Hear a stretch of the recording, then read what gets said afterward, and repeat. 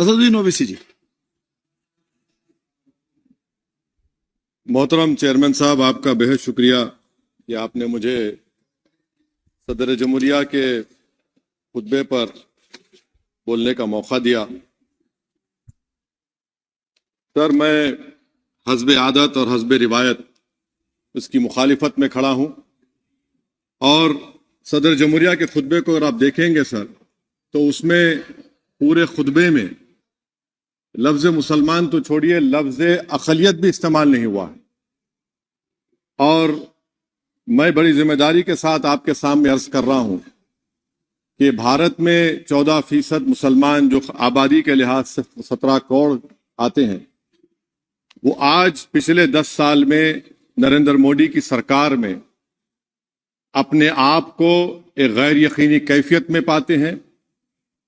अपने सोचते हैं कि हमारी शनाख्त को खतरा है, हमारे वजूद को खतरा है। और मैं बड़ी जिम्मेदारी के साथ कह रहा हूं कि जज्बात में लाए बगैर कह रहा हूं कि आज 17 करोड़ मुसलमान अपने आप को ऐसा समझते हैं कि जिस जमाने में हिटलर के जमाने में यहूदी अपने आप को समझते थे। और उसकी मैं बताता हूं क्यों समझते हैं, बताता हूं आपको चंद मिनट में।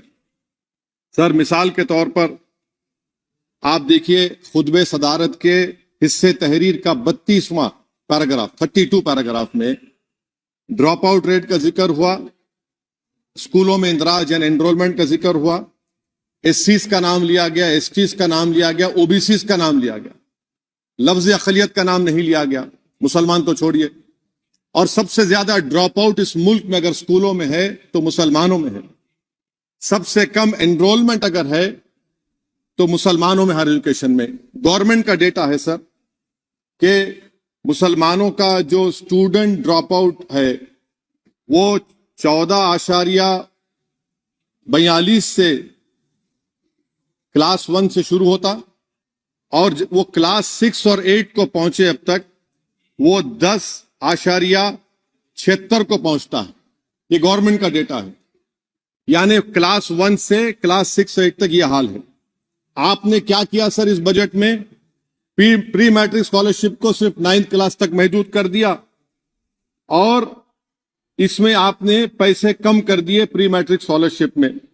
और सर 2022-23 का बजट आप देखिए, 5026 करोड़ रुपए दिए गए थे, जिसमें से सिर्फ 663 करोड़ इस्तेमाल हुए।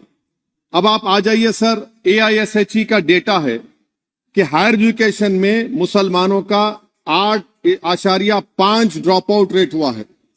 2020-21 में गवर्नमेंट का डेटा बता रहा है कि 1,80,000 मुसलमान हायर एजुकेशन में नहीं है। प्री मैट्रिक स्कॉलरशिप को आपने 423 करोड़ था, उसको आपने इस साल 326 कर दिया। मौन आजाद फेलोशिप को 45 करोड़ कर दिया।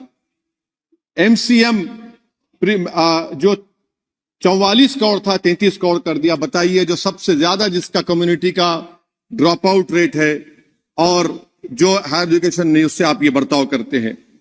सर, दूसरी बात यह है कि हम ये देख रहे हैं कि 10 साल में इस सरकार में कोई हद नहीं छोड़ी है गलत हुक्मरानी की, नफरतों को भड़काने की, कोई हद नहीं छोड़ी गलत फहमियों को फैलाने की, और कोई हद नहीं छोड़ी इस मुल्क के अवाम नास को तर्क करने की।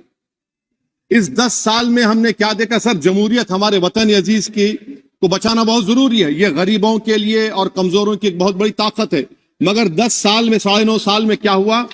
सिर्फ एक शख्स को मजबूत कर दिया गया, एक मजहब को मजबूत कर दिया गया, एक आइडियोलॉजी, एक नजरिए को मजबूत कर दिया गया, एक शनाख्त को सब शनाख्त के आगे दूसरी शनाख्तों को मिटाने की कोशिश की गई, एक जबान को मजबूत कर दिया गया। तो हमारी जमहूरियत तो खोखली हो चुकी है।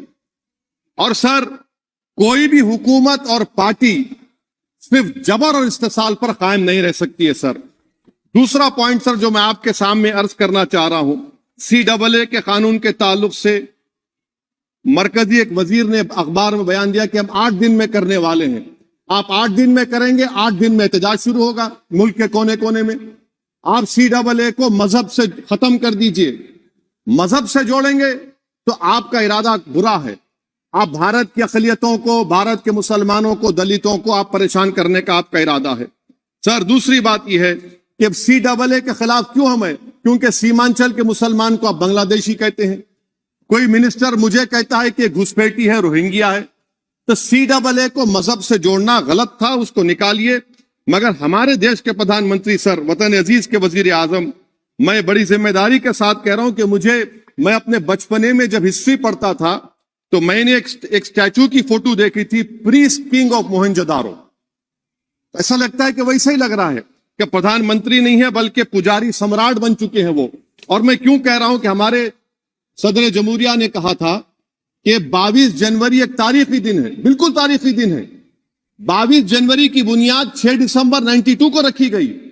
22 जनवरी की बुनियाद 86 में ताले खोलकर रखी गई। 22 जनवरी की बुनियाद जीबी पंत ने रखी थी, इसीलिए तारीखी दिन है। और तारीखी दिन इसलिए भी है कि सर इसी ऐवान में 16 दिसंबर 1992 को हमने रेजोल्यूशन पास किया था। आप बताइए कि आज इस मुल्क में चाहे कोई सेकुलर पार्टी का हो या जो भी हो, माने सब सेकुलर है, बुरा मैं हूं, किसी में हिम्मत नहीं है कि 6 दिसंबर की बात की जाए। और वो तारीखी दिन इसलिए भी है सर, इंसाफ करने वालों में एक NCLT के चेयरमैन, एक गवर्नर और एक नामजद शुदा रुकने पार्लियामेंट बैठे हुए थे। अब आप बताइए मेरे पास बचा क्या है? बचा यह है कि आर्टिकल 32 बचा है जिसको बाबा साहब अम्बेडकर ने दिया। आज मुल्क के 17 करोड़ मुसलमान भारत के वजीर आजम पर एतमाद भरोसा नहीं करते, बिल्कुल नहीं करते, बता रहा हूं, खुल के कह रहा हूं। अगर आप आर्टिकल 32 का ड्यू प्रोसेस ही खत्म कर देंगे तो फिर मेरे पास क्या बचेगा सर? क्या बचेगा? मैं तो यहां खड़े होकर वो सुप्रीम कोर्ट के मायानाज बेबाक वकील दुष्यंत दवे की तरह तो नहीं कह सकता। मुझे आज भी रूल ऑफ लॉ में भरोसा है, मुझे आज भी कानून पर, संविधान पर भरोसा है, मगर ड्यू प्रोसेस तो फॉलो होना चाहिए। ड्यू प्रोसेस फॉलो नहीं हो रहा। एक तारीखी दिन 22 जनवरी था, एक तारीखी दिन 31 जनवरी था। सर रात के अंधेरे में अपील किए बगैर आप आरे लेकर रास्ता खोल देते हैं। क्या पैगाम दे रहे हैं सर? 600 साल की मेहरौली की मस्जिद को बगैर को नोटिस दिए आपने डिमोलिश कर दिया।